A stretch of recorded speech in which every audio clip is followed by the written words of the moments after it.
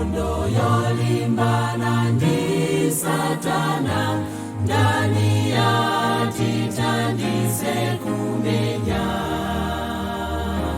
Tili pa nkhondo yolimbana ndi Satana, ndani yatithandize kumenya.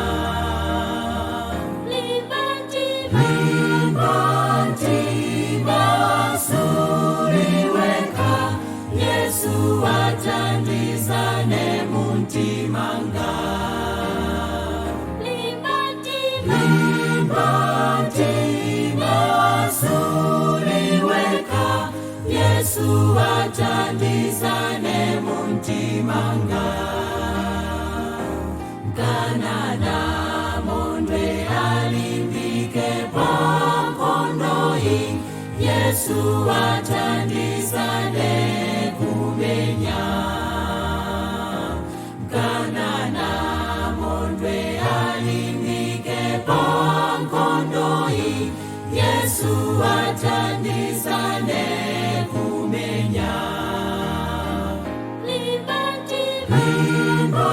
Limbatima suliweka, Yesu athandizane muntimanga. Limbatima suliweka, Yesu athandizane muntimanga. Tili pa nkhondo yolimbana ndi Satana.